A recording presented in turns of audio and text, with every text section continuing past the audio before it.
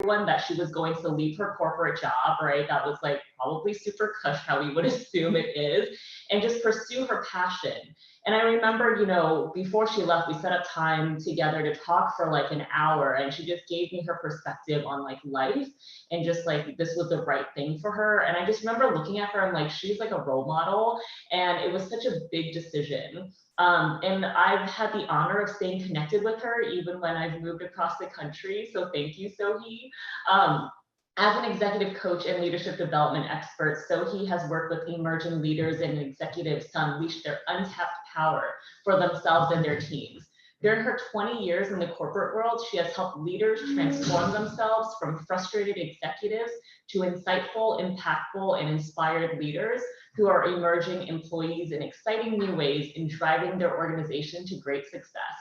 Not only that is she like running her own thing, doing amazing things. She recently wrote a book called Mommy Tracked, and it's the #1 Amazon bestseller.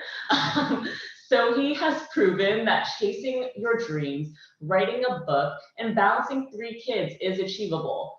Although I don't know how she does it, so I'm hoping she's going to tell us. But welcome, Sohee. Thank you so much for being here today. Oh my gosh, Melinda, I am so excited to see you and everyone here. My goodness. You know, I feel so honored to be in the lineup of speakers here and to be invited to this year's conference. There's just so much going on in the world and in this week. So I think that the timing of this conference is just so right on. Not that any of it was planned to coincide with whatever's happening in the world, but we all need a little bit of inspiration. So thank you for that intro. And yeah, I'm going to be sharing my secrets here about how to do life on your terms. But let me share my screen and get my slides up for everyone. So I do want to welcome all of you to Authentically You, Navigating Life, and I'm going to add work on your terms. And as Melinda shared in the intro, we're going to talk about what that means for each of you individually. So I'm really happy to be here. The thing I do want to say out front is that this is going to be a very interactive session. So this isn't going to be the traditional talking head. I hate talking heads. So I just want you to all know that I want you to engage with me. If you have questions, I really welcome that. I want your thoughts and perspective as we go through this time together, because I want to make sure that it's most impactful to you and that you get out of it what you came here for. Cool. With that, I do want to start with, I'm really curious what enticed you about this session. And so my question to all of you today is, what are you curious about learning today? And I'd love for you to share that in chat, or you can unmute yourself if you feel brave enough and share that with me. But take a moment to put that in chat. And if you don't know where the chat function is, it should be under More in the panel. If you click on the 3 buttons of More, there will be chat, and then I would love to hear your thoughts. So what are you curious about learning today?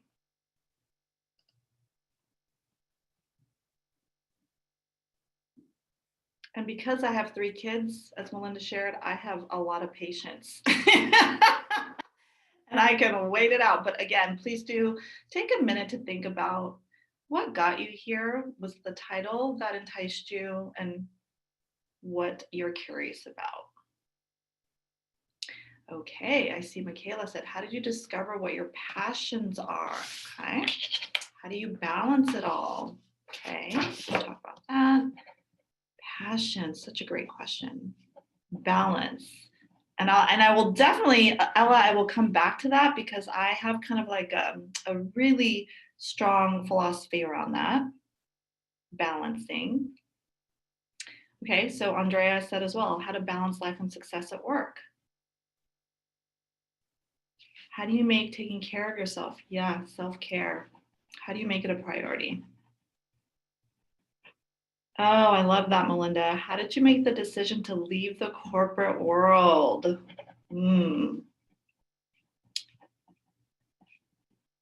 Leave the corporate world. Okay. And then from Michelle, we have what led you to take a leap of faith and pursue your passions? Oh my goodness. How did you overcome your fears and worries? Guess what, people? I still have them. Those don't ever go away. But really good question. I'll talk about that too. These are really great topics to cover, and I will, as I go through kind of my journey, share tidbits with you as it relates to your questions and what you're curious about. And then definitely we'll dive down deeper. Okay, one more from Michaela. How do you deal with self-doubt and ambiguity? Oh my goodness, I love that. Such a good question because as I shared right now, more than ever, things are so ambiguous, right? If the coronavirus, COVID-19 and quarantine hasn't proven that, living in ambiguity, oh my goodness, we don't know. Like, how do we deal with that? Great questions. Okay. So thank you for sharing your thoughts and what got you here and what you're interested in learning more about. As I said, I want to share my journey with you, and in that, I'll uncover some of the tidbits and share with you the answers to the questions that you're looking for. Oh, and I love this. How to deal with midlife quarter crisis. Oh my goodness. Guess what? I had that one. I had that as well. And I want to say it hit around 29. It was like this really big thing for me. So I can share that as well. We can come back to that. All right. Let's get going because I know we have a limited amount of time, but let me just tell you a little bit about me. And Melinda did a good job of introducing that, but I am a doctor of organizational psychology, and I have been in this field for over 20 years, about 22 years now. And, this gets to a topic or a question that somebody asked about, how do you find your passion? Well, I was lucky enough to find that early on in terms of finding the field of organizational psychology and coaching. And I learned about this field, early on in my undergrad years when, I was searching, do I want to become a medical doctor that my parents and my family and relatives wanted me to pursue? So really, I did go down that path. And this gets to, how do we find our passion? How do we own it? And to me, it was really clear that it wasn't something that resonated with me. I didn't want to be a medical doctor. I even shadowed dentists and said, maybe I'll be a dentist, be the good Asian that I am and do dentistry. I shadowed and I was just like, I can't fake it. This isn't for me. But it did take me a little bit of time to understand what lit me up on the inside and what I was passionate about. And I knew that was with people, helping with people, dealing with people, and understanding what makes people tick and being in service of people and connecting. I knew that at the core. So that led me to psychology, and it led me into the field of organizational psychology. So again, I've been doing this for 20 years, and just recently, I published a book, as Melinda shared, called Mommy Tracked: How to Take Authentic Risks and Find Success on Your Terms. And what I'll say about that is this was a passion project, not just for moms, because, I think a lot of women deal with the things of integration and balance and trying to do well at work and in our life. So it certainly isn't just for women with kids. It's really just for ambitious women who want to find an authentic track to their life. Um, but it was 3 years in the making, and it is a culmination of my lived experience in which I tried all different ways of trying to balance my life, of being ambitious at work, and of knowing that I wanted more and something different. And so that's what Mommy Tracked is about. And in it, I throw nuggets and things for people to reflect on and think about, in order to find what lights you up and to be able to take those risks. So that's Mommy Tracked. You can find that on Amazon. On top of that, I'm also a leadership coach. And this is, again, something that I'm super passionate about. And my niche is working specifically with high potential women or highly ambitious women and emerging leaders. And how I define emerging leaders is those people, probably many of you on this Zoom, that are mid-level managers and are ready to take the next big role, whether that's director, excuse me, or VP or senior vice president, and wanting to know how to be successful. Like, how do I get there? I know I want that. What do I need to do? How do I build my leadership strengths?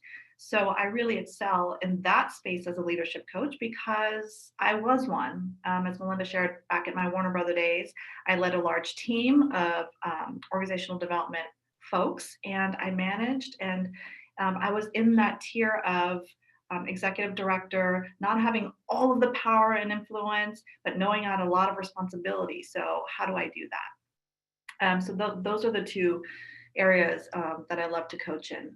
So leadership coach, I'm also a leadership development expert. Again, been doing this for 20 years, and now I have my own firm for the past 3 years. I also have, gosh, I guess I like to do things in threes. I'm seeing that number because I have 3 kids. And you'll see in this picture, I put this picture intentionally because one, my kids love ice cream, but also Tyler, who's the oldest on the right side of the picture, always has his eyes closed, and no matter what picture I take of him, it's really funny.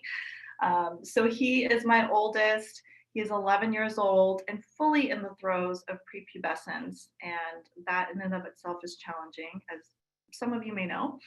My daughter, Emma, is 9, and she's just kick-ass and the person that I wanted to be at 9 because she's a goalie. She plays ice hockey, and she is just full of life and so confident. And that was not true for me. Growing up as an immigrant, I immigrated to the US when I was 6, so I wasn't even born in the US.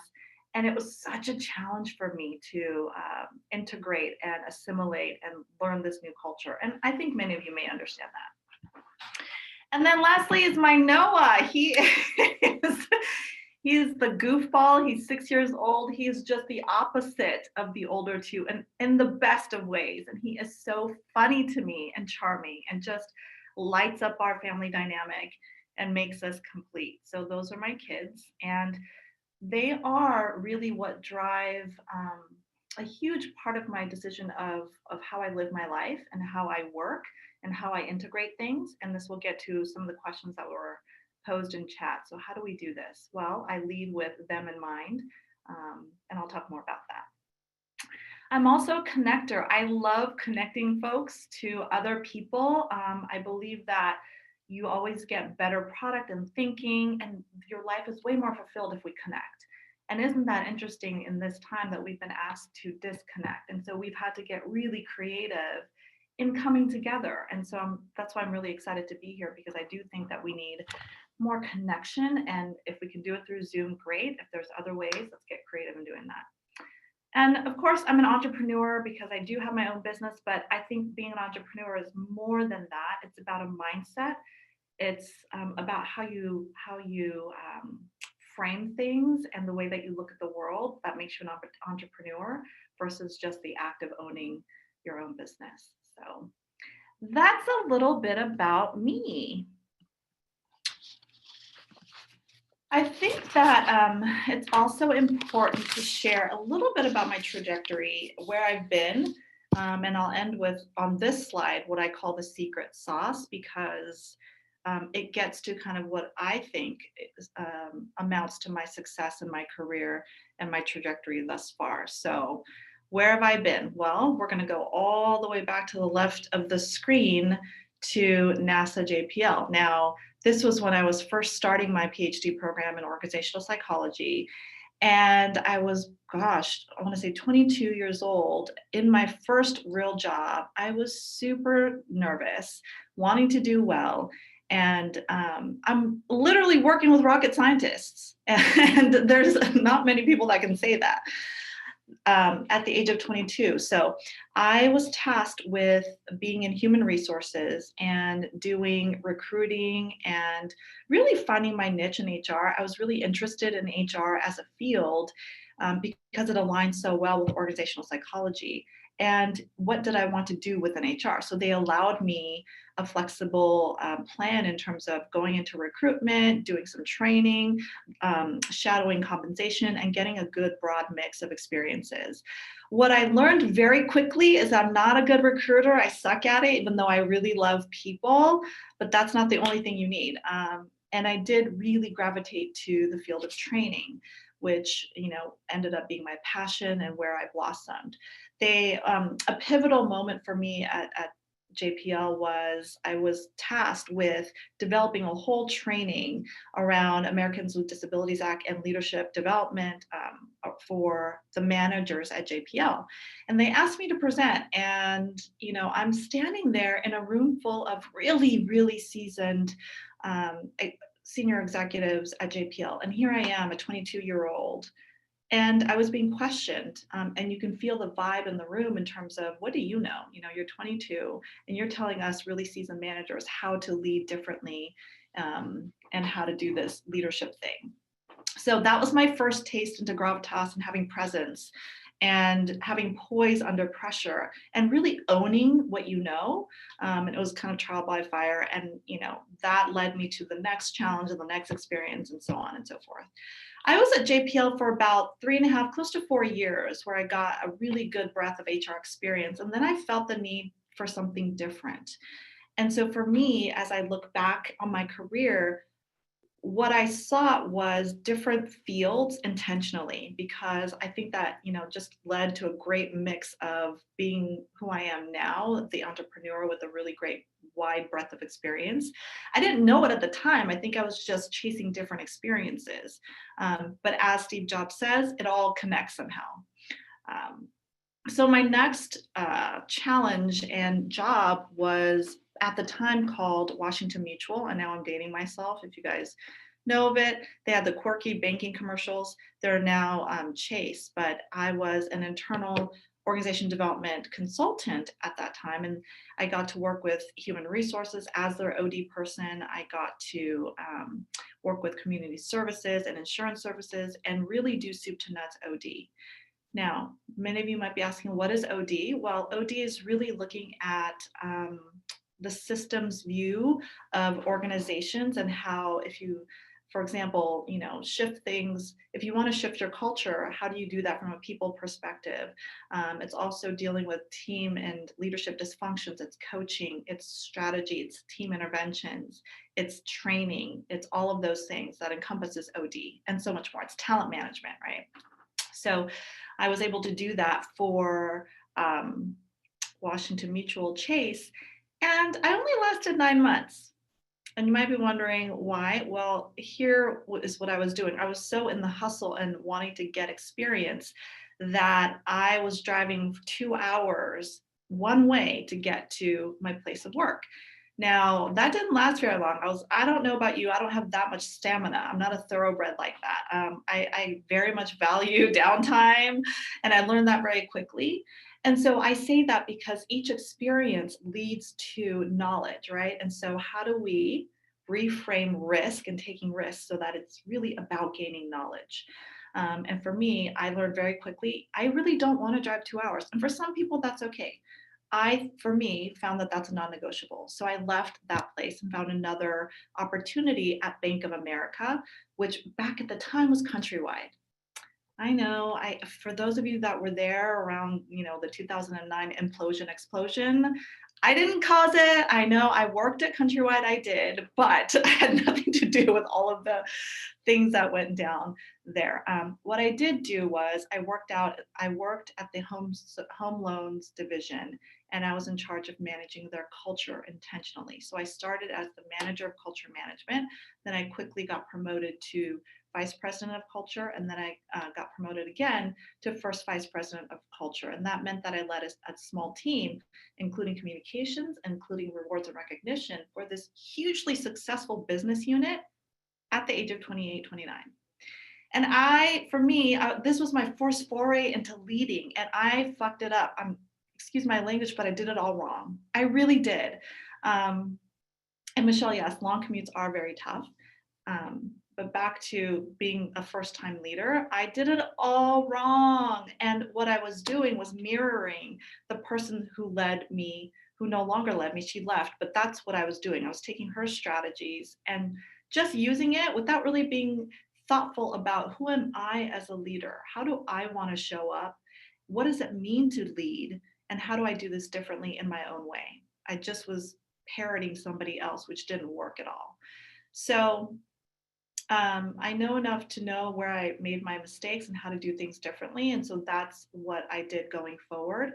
But at B of A, I was there for, again, close to 4 years. And then I got the itch again. I said, you know, this point in my life, I'm in my early 30s. I think I want something different. I was doing still a long commute. I was commuting an hour each way. So down from 2 hours, but now it's 1 hour each way. And that still for me didn't lead to quality of life. And it was around this time that my father passed, and I decided, okay, I want a different opportunity. Let me get real close to home. So I found a position at Jacobs Engineering, which at the time was a 55,000 person company, all types of engineering, huge company. And so this experience took me out of working in the business unit into the corporate office, working with the CEO and the head of HR on succession planning, on building competency, on rolling out performance management. So, again, a different experience, different industry. And oh, wow, did I learn? I don't really gel well in this culture. And again, that was an opportunity to get really clear about what do I want to do with my time and my energy, and how do I want to be of service? And is it for a company like this, which in and of itself is fantastic, but do I want to be there? And being intentional about that. So I was there for a year and a half when I decided to take my first real big risk and take a sabbatical. And that's just a fancy term of saying I just wanted to take a break. I felt burnt out. I was hustling hard. You can see, I was doing long drives. I was trying to get all the different experiences. I was leading and then to a different company. Again, I shared my father passed at the time, and that left a mark with me because his passing was sudden in terms of how do I want to live my life. It brought all the big questions up. What is life? How do we want to live it?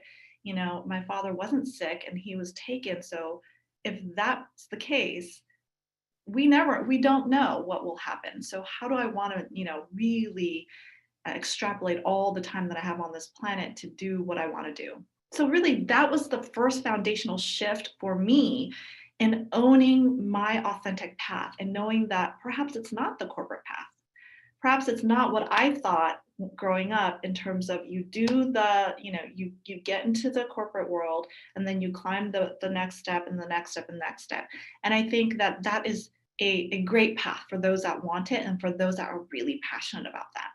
But that again takes reflection and knowing what is true to you. For me, and reflecting and taking that sabbatical and that time to really understand what lit me up, that wasn't for me. And this is really where I started to uncover, okay, I feel that I am an entrepreneur. What does that look like for me? Is it owning my own business? Is it working for a smaller boutique firm? What does that mean? And there's a question here that I think is very timely. Do you think that experience is a waste of time or a wake-up call directing you to the right path for you? I love that question. And my philosophy is that there is no waste in terms of experience, right? Everything adds up if you allow it to. If you take the time to reflect on, okay, what did that experience mean for me? How am I processing that? And then how do I pivot using that information forward? What I call micro actions. How do I take the next micro action based on that experience and that information? None of it's a waste of time because we can only make decisions based on what we know in the now. Of course, we like to be armchair quarterback and say, I shoulda, man, looking backward, I should have done it differently. We could have all done things a lot differently if we knew, but we can only make decisions based on what we know now, if that makes sense. So we're all trying to do the best that we can. So I don't think there's any waste of time. It's all leading you in certain paths. Does that answer your question? I hope so. Yeah, okay, great. So with that, so Jacobs was short-lived, 1.5 years. And again, I have to tell you, I think there's a question around, was there fear? This was my biggest fear. And I don't want to understate that because now when I take risks, the fear might be less. There's still fear there, but there's less of it. But when I first left Jacobs and the corporate life and I made that intentional decision, I was scared to death. It meant unshattering my beliefs about what I thought a good employee looked like. It meant really reframing what I thought a good daughter from an Asian family would do, right? Climb the corporate ladder and do good by their wishes and what they saw as success. And I mentioned this because in my book, I talk a lot about shoulds. What are the shoulds that we carry around with us that are piled on from society, piled on from our cultural upbringing, our ethnicity, our everything, our regional shoulds, our, there's so many layers to that. Our gender shoulds, our mom shoulds, our all of that. What are those things that we're carrying around that prohibit us from making decisions that are true to us?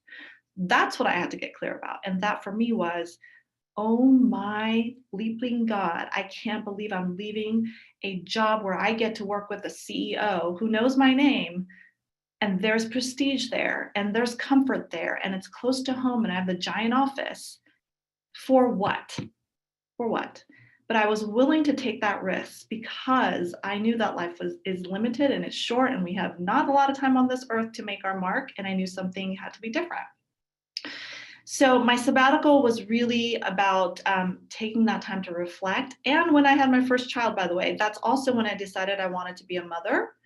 And that was hugely scary for me because my partner and I had been together for 10 years. Like imagine 10 years, travel, work, fun, blah, blah, blah, blah, blah. We were doing our thing, really just focused on us as a couple and having fun and growing our careers. And then I was like, I'm gonna blow that up. I'm gonna have a kid. Let's have a kid and just mix it all up. And that scared me, but also I felt in my core that it was something that I wanted to do. And by the way, he wasn't on board, and it almost broke us up as partners, but he obviously did get on board, and we had 3 kids together. So that was the first of 3 during that time. Then, oh my goodness, so I had my first child. I thought I was doing it all wrong. I was Googling everything for every answer I could around how to raise a baby. Which was really funny because I think new mothers do that, and it's overwhelming. I was delirious, but around 8 months, I felt that the stay-at-home model wasn't for me. And for a lot of women, that is okay. And what I want to leave everyone here with was every decision that we make is okay. There is no right or wrong for us. And so for us to not judge that is critical in the key to success of finding your path. Yeah, don't judge your decisions. I know it's hard not to, but for me, after reflecting and being at home with my first child, I said, I gave this a go, and I really thought that I could stay at home for a longer period, but I wanted something different. I wanted more challenge by way of like my degree and using it again and being in the corporate environment. And I was very intentional about, okay, if I go back, what industry will it be in? I've already experienced engineering, robotics, banking, financial services. What else can I do to add to my portfolio that will be different and challenging, but worthwhile? So for those of you that have kids, you know that everything is really looking at it from the lens of, is this worthwhile for my time? Is it going to take me away from my family? If so, how much? Is it worth it? So I landed on, I'm in LA. I have not experienced entertainment. So that would be fun. Let me find a position, an OD position at an entertainment company. And I was able to do that through a connection of mine. And you'll see this as a huge key through a connection that got me into Warner Brothers for an interview and allowed, I got the position.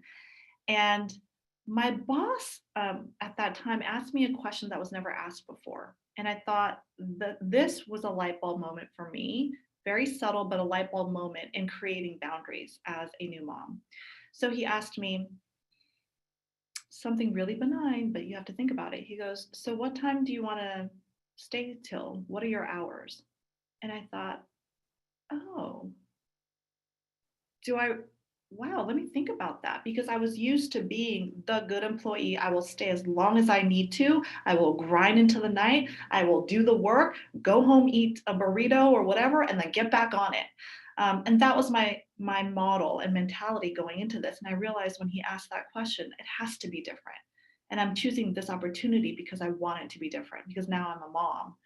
And so I had the courage, because he asked that question, to say, okay, I think I'd like to be here at 8 and leave right at 5. If you know anything about entertainment, that is not the entertainment hours. I think Melinda can say everyone rolls in around 9-ish, 10, gets settled into work, and then leaves around 6 or 7. And so that was counterculture to that company. But for me, it felt like the right thing for my family. So that was interesting. So I stayed at Warner Brothers for 3 years. See, again, I think I like the number 3. I'm just realizing that. For 3 years. Then I left to do my first stint as my own owner of my own business. And that lasted about 2 years because I had my third child and I realized I needed a little bit more structure. And Warner Brothers called me back and they said this time, hey, do you want to lead the OD team? And I said, absolutely. Let me have another go at being a leader and be at a company that I love. So I went back. I led the domestic OD and change management team for 2.5 years when I felt the itch again to go out on my own, but this time with my niche of leadership coaching and doing leadership development work. So I said I bid adieu to Warner Bros. And that's when Melinda and I had that conversation. And that was 2017. And I now, on the right hand of the screen, you can see I've had the privilege of working with such phenomenal companies and having a really big impact at places like Shondaland, working hand in hand with Shonda Rhimes and creating a culture, a very intentional culture for her and her company, as well as Netflix, doing a lot of coaching there, as well as at Disney and ABC. So I've been having so much fun this time around. And I say this time around because the first time around trying to do my own thing was a nightmare. It was super challenging, but I learned the most at that time. So I'll just pause there. I've said a lot. Oh, I said I wasn't going to be a talking head, but I was kind of a talking head. So let's see. My question is, what's coming up for all of you right now? You can put it in chat or you can unmute yourself.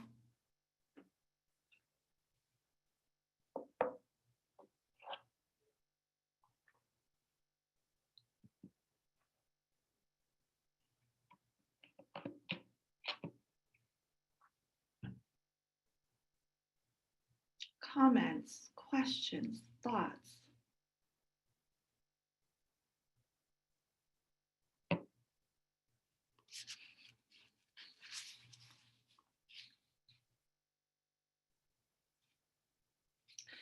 Yeah, Amy, I think that your statement is true for a lot of folks. Just entering my 30s and figuring out what I want from a career and personal life experience, it's a lot to balance. It is, absolutely. And I'd love, if you don't mind, if you want to unmute yourself, tell us more about that. Sure. So, I started working right out of college, and I've been with the same company for the last 10 years now. Mm-hmm. And I think I resonated with a lot of what you said in terms of like, what should I be doing? What's expected of me? What I think is expected of me. Mm-hmm. And a lot of that is, am I really interested in what I'm working in right now? I want to change, but how do I approach that change and take a risk where at the same time I'm thinking, maybe I want to have a child with my husband and taking some of these personal life choices as well. And so I think for me personally, it just seems like it's just so much to think about in terms of, do I make this big risk at this time in my life? And then does that delay my other plans in my personal life? And then I think in the end, it just kind of gives you a little bit of analysis paralysis and you can't really move on from either of that. Yeah, I feel that from you, Amy. Thank you for sharing that context. It's, I love how you put it. You're like, oh my gosh, do I have the baby now? Do I take the career change now? What comes first? And the truth is, none of this is linear, right? None of this is like, okay, we're gonna first, and if we could time it perfectly, wouldn't that be great? But how I'd like to reframe it and invite you to think about this is, okay, well, what's the next right step for me? Mm-hmm. And I think the micro actions that I talked about is so important because when we think all of those big things, it becomes too overwhelming. Oh my God, this job doesn't fulfill me right now, but what does? This is like big existential life questions. And then, oh my gosh, I think I want a child and that's life changing. And those are really two big things, huge things that people go through in their life, monumental questions and decisions. And so I would ask you to step back and think about, okay, well, what's the next right thing? Yeah. If I strip away my shoulds and if I get real quiet, and sometimes that's very scary because we are in an accelerated world. We're in an everything fast world. We're in an everything instant gratification world. So the challenge is really getting still, away from the noise, away from politics, away from the YouTube, away from Instagram, to say, okay, one answer or one question, what gives me energy in my work life? What gives me energy? Now, that's not to say that it doesn't tire you out or that you don't sometimes want to do it, but what is that thing that gives you energy rather than takes away from? So somebody asked the question of how do I find passion? Passion to me isn't about, oh my God, it's fun and I want to do this all the time and it's easy. It's not about that. So I want to debunk that. Passion is about what gives you energy. And I like to frame it in that way because when you think about the times in your life when you are in flow, and that's a term from the last name I can't say, Cheska Malayatka, it's a really long last name, but they coined the term flow. And what happens in that state is we forget about time and we are filled with energy, no matter the task or how hard it is. So reflect, and it all starts from that moment of just reflecting, go, where were those moments when I had the most energy and kind of lost track of time? Was it, when I was out in nature? Was it when I was drawing? Was it when I was reading a book? Whatever that is, when you start to get curious is when you can think about what is that? What is that for me? Follow the curious path, open mindset, non-judgmental. Those are the things. To be open, not judgmental, and to follow what comes up. I think your point on the instant gratification is something that just completely resonate with, because I feel like in today's world, you're always just seeking that immediate return on investment. And maybe it's a long-term horizon, right? And maybe when you look back on your decision, you're like, oh yeah, that was worth it. But when you're in the mindset of making that decision, you're like, I don't see any benefit for me right now. All I see is a lot of hard work. Like, what is this? Is this what I should be doing? So oh my gosh, Amy, yes. The reason why I talk about where I've been is not to talk about my fantastic career, although I think it's fantastic, but I share that because I should have put the timeline. It's a span of 20 years. It is a span of 20 years in the making, years of sweat, of, oh my gosh, I made this decision and it doesn't feel right. And I sat with it for a year. And then I made a decision. And then, oh gosh, this feels closer to what I want to do. Okay, let me stay here. And then what's next? Does this feel good? Does this feel good? Does this give me passion, or does this give me energy? And following that's 20 years in the making, to where now I'm gonna be 45 in 2 weeks. Now I feel like I'm fueling and firing on all cylinders. Again, I say that because this is really, we are in that, you know what, I'm just going to click that Amazon box and get a new career, and I'm going to click, send it to me. And we're all programmed that way now. And there's pros and cons to that. But the big awareness is that a worthwhile career takes consistency. It takes consistency. That's it. Anybody successful will tell you it takes consistency, showing up every day and taking the micro actions every day, whatever that is. I'm going to talk to somebody one day, I'm going to look it up, Google research it the next day, whatever that is, takes consistency to build something new. Thank you for sharing that. Okay, so let's see. Melinda, you said you're curious. What's the biggest takeaway lesson for you was from your first stint pursuing your own thing? My first stint as an entrepreneur. Oh gosh, where I said it was the most challenging and I messed it all up. Okay, so the biggest learning for me as I think about that stint was in being too generic. So for anybody that wants to be an entrepreneur in the way of owning their own business, don't be generic. I was generic because I was like, I do all things OD. Oh, Melinda, what can I do for you? So rather than having a position statement of, I'm a leadership coach and a leadership development expert, and I work with highly ambitious women and emerging leaders. That's memorable, right? Versus, I do OD. Melinda would be like, what's OD? What are you even talking about? So if you're generic and too broad, I learned by trial and error the hard way, because what I will say is I was the busiest I was busier than I was in corporate life in my first stint as an entrepreneur, doing all the shit projects I didn't want to do. Every change management project, which if anybody's in that field, kudos, but I do not love, and it's not a passion for me to do change management, but that's all the stuff that kept coming to me because they didn't know how to fit me into their needs, right? So I said, okay, I'll just do what you asked me to do. So being generic and not having a value proposition of what I was in service of, and how I could be of value, and also positioning and also pricing, all of those things that come into owning your own business. I learned that first stint.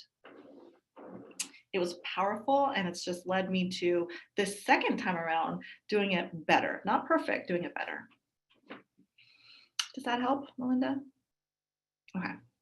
Ella, you said, how do you manage exploring transitioning to a career that's less financially stable, especially with Asian cultural expectations for financial stability and prestige? My God, you just asked the big question. Ella, where are you? And if you can unmute yourself, tell me a little bit more. Yeah. Hi, Sohi. Thank you so much for this incredible talk. First off, I really resonated, and I apologize. My fiance is on a call in the other room and his voice really carries. Okay. But you really spoke to me when you talked about how your parents wanted you to be a doctor and you explored that path, because mine did too. They're both doctors. But similar to you, I fell in love with the field of psychology and really pursued that, and then ended up getting my master's degree in social work. But then my parents put the pressure again of, oh, social workers don't make any money, you're not going to make it. And so I ended up going from social work into being in consulting, and currently I'm in consulting and doing government consulting, which I enjoy and is closer to the path of social work than, say, being a strategy consultant. But I'm feeling that itch, like you said. And I've been really lucky. My firm actually recently paid for me to get my social work licensing because they thought, oh, that would be great in government and it'd be great to have you there. And as I was studying for my exam, I just found like, wow, I miss this field. I really love this. Like, I'd love to be a direct clinician or a therapist or just do something more related to social work than consulting.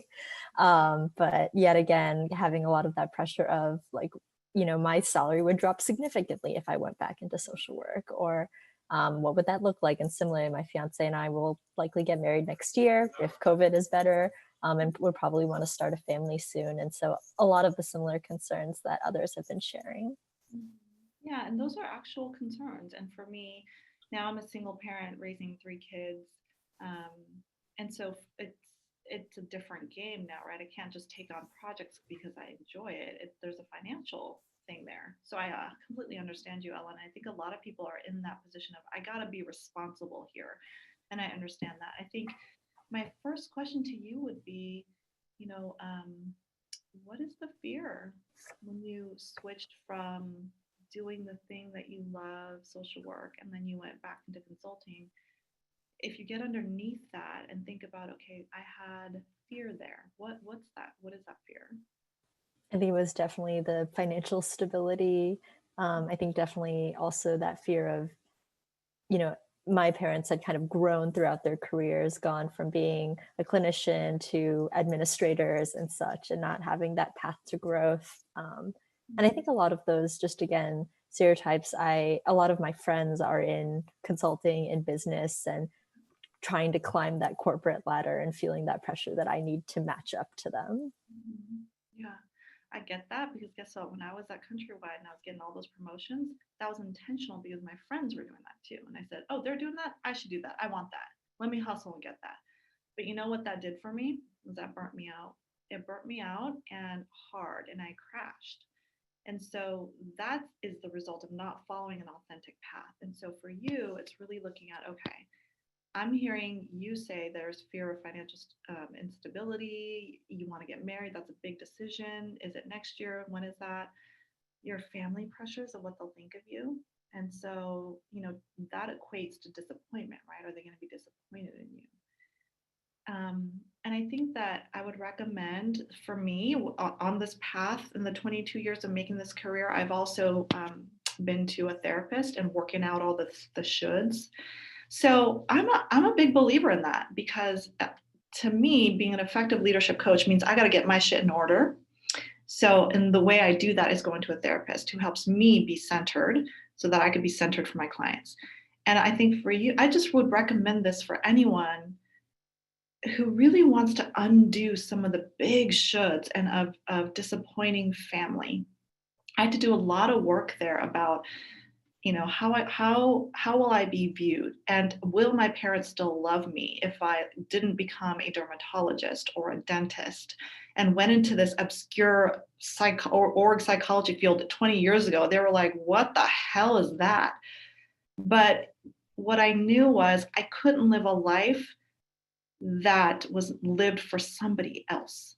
And these are big kind of mind shift things. It's like, my parents had their turn. They're having their turn, right? They lived their life. They got to make their decisions. Now let me own my life. And what does that look like? This is my one chance to make decisions that will be in service of me. But oh, by the way, if I make decisions that are in service of me, it will benefit everyone else around me. Your fiance will be happier. Your friends will be inspired because you took a path that was unique to you. And I guarantee you, people will ask you, Ella, how'd you do that? Oh my God, that's so courageous. I want to do that too. Because a lot of people in their 30s are really just on a prescribed path to achievement because they feel like they should. And I say that because I've been there. So I don't know that I'm answering any of your questions other than to say, you have to get quiet, you have to reflect. And if you look in my book, there are exercises that ask questions around, okay, what would it look like if you were living and working in the field of choice? So going from a positive spin, like envisioning what that looks like.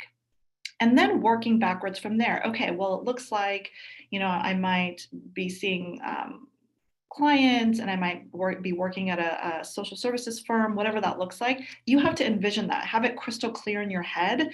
And I have exercises in the book that allow you to really get clear about your work-life vision and then make action plans based on that.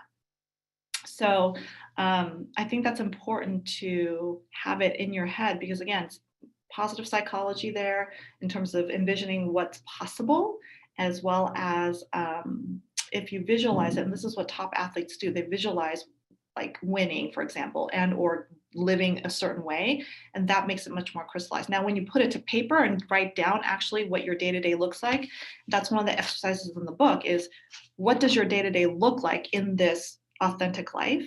You are 24% more likely to do the things.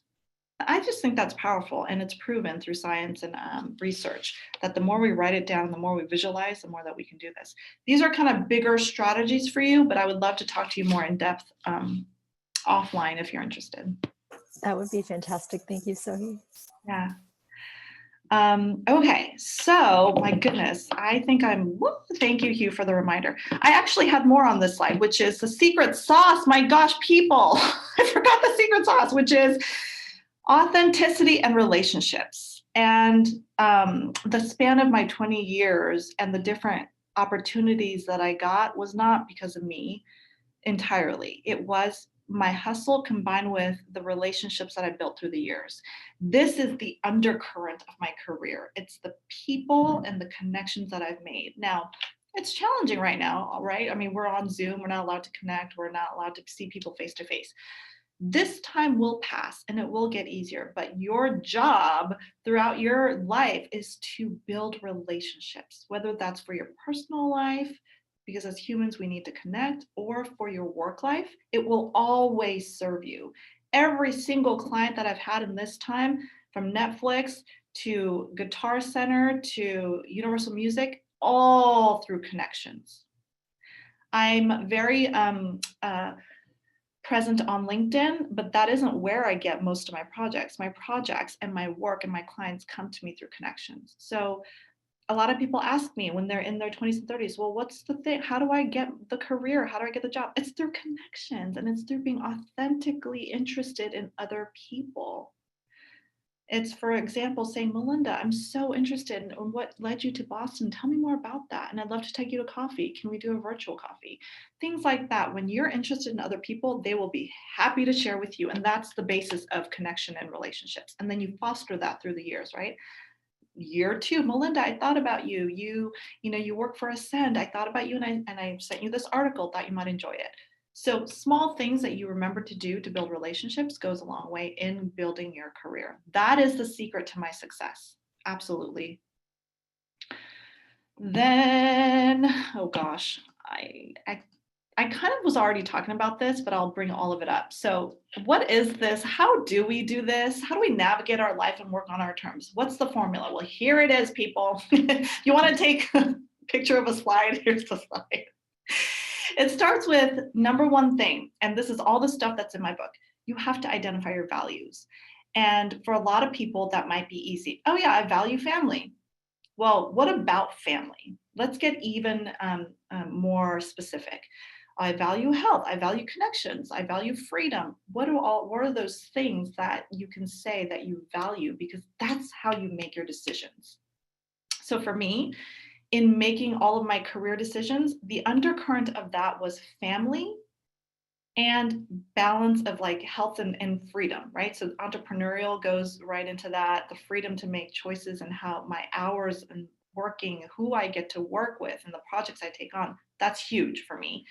Not having a boss tell me what to do is huge for me. Connections is super important to me. So I was able to identify and distill it down to like 3 to 4 values. And this is not to say that it doesn't change. The concept is identify your values in this season of your life and know that some of that will change as you change and you hit major milestones in life, marriage, kids, new job, etc. Then this next one is huge. Be aware of first of all, be aware of your shoulds. I should be a good daughter. Being a good daughter means going to law school. That's a should. Unpack that. What are the shoulds that your friends have for you? You should be climbing the ladder. Why aren't you? Is that your true desire or is that a should? Strip those away. And then most importantly, what are your shoulds? The shoulds that you think you should be living by. Unpack that. And it gets real scary, I have to tell you, when you get very still and look at all of the shoulds that you're carrying around with you, you start to really question, oh my God, what is this life that I've created? Now, the other thing too is to forget perfectionism. And I think this drives a lot of ambitious women. And I know it drove me and it still drives me to a certain extent to do things that get me out of alignment with my values. And it's not about perfectionism, but it's about integration of the things that are of value to you. If it's family, how are you integrating that into your daily schedule? If it's projects that are big and messy that you value, like a challenge in that way, how are you integrating that into your life? Look at your day-to-day, how you're spending your day, and are your values integrated into your day-to-day schedule? That's getting really distilled. And somebody earlier on talked about balance. I'm allergic to that word balance. I do not believe in balance because it is an unattainable goal. It's a goal that keeps moving and it's never achievable. And I think women, especially, are taught to balance it all. One of the things I say in the book is any conference, any panel, anything of women, that especially that are moms, they will say, how do you balance it all? Well, guess what? You don't for long. You burn out if you do, and you get really resentful. So it's to move away from the concept of balance into integration of the things that you value in your life. Those three to four things. If it's health, are you actually integrating that into your day-to-day life? Do you work out? Do you meditate? Do you take care of yourself spiritually? What are those things that you're integrating that are based on your values? And then be curious. Be curious about what your values are saying, what your shoulds are saying, and open to the possibilities. So I know these are big and broad concepts. On my website, there is an exercise. There's a sheet that you can download for free that allows you to identify your values. So at the end of this, I can show you where my website is. If anyone's interested in going through that exercise, by all means. So then from there, you'll be able to take micro actions. And again, I say micro because when we think about, oh my God, what's that big decision? That's too overwhelming. Reframe risks to just experience. The next thing that you do is experience. And when you stop to think, okay, what did this experience teach me? Oh, that I don't like long commutes, that I don't want to work for somebody else, that I don't like long hours, whatever that is for you, reframe it and it becomes less scary to do the next thing. Then get specific. What are you going to do in 3 days, 3 weeks, and 3 months? And set targets and goals for yourselves. Again, because you want to make some movement toward living your authentic life. So that is the formula, big and broad. And there's more to it, obviously, but I just wanted to share that with you. And of course, build relationships like crazy along the way. That will only serve you. And I think I might be running out of time, but we have been talking about this. I wanted to ask all of you, what's pressing for you in your career? And I wanted to allow some real-time coaching in, which we have so far. So if anyone else has a question they want to pose before we end, I'm happy to do that. You can tell me in your chat, what's a big pressing thing for you in your career? Gosh. What's pressing for you right now? We'll get like a mini coaching session in.